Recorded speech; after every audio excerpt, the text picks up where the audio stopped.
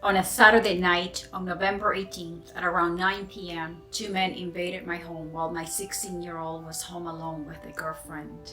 I don't have to tell you how terrifying this can be for anyone, especially for two young girls and for a mother desperate to get home to protect her child.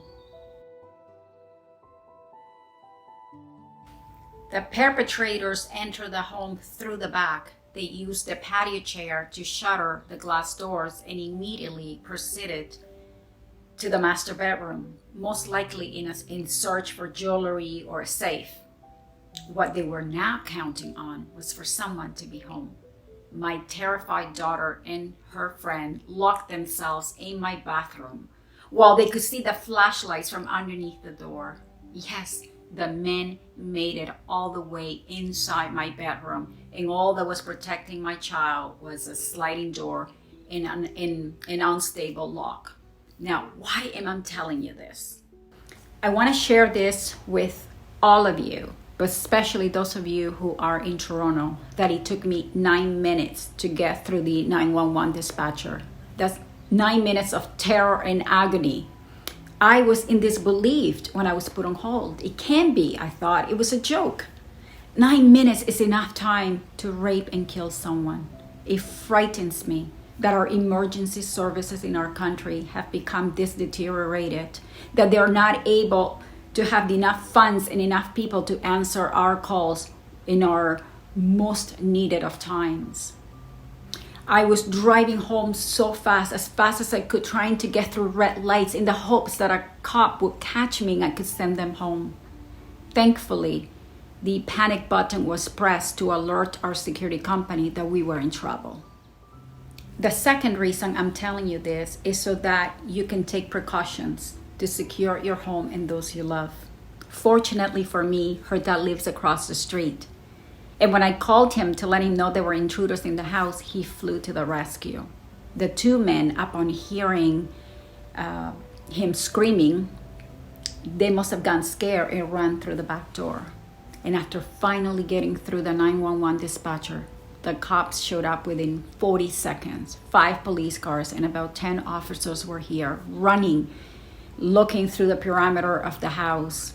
So I cannot complain about our police services.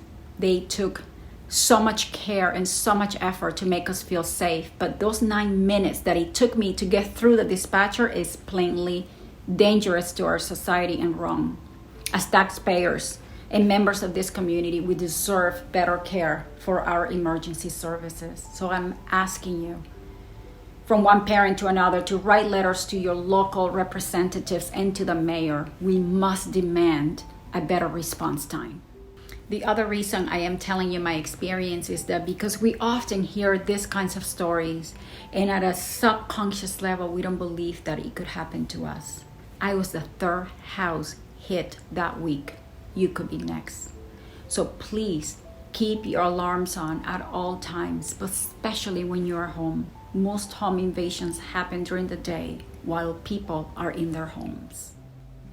Call a security company and have them do a walkthrough of your home. Have them analyze and show you where are you most vulnerable so that you can address those areas. Be aware of all the possible ways that you can protect your home. The world has become an unsafe place, but our homes should not be one of them. Share with your neighbors anything that happens. Keep them informed. I knocked on every door of my neighbors. I spoke to them, I got to know them. And those that didn't open, I left letters so that they too can take precautions. Create a neighborhood email list or a chat on WhatsApp like I did. This way you can communicate information faster and keep each other informed, because that is powerful. It is time that we begin to look after one another. Make sure that you have panic buttons in all your bedrooms and in key places of the house, because that can make a massive difference. And I hope that our experience serves you to be more vigilant. And I truly hope that you never have to deal with the trauma that you're left with after. So do your best to protect yourselves and take every conceivable precaution.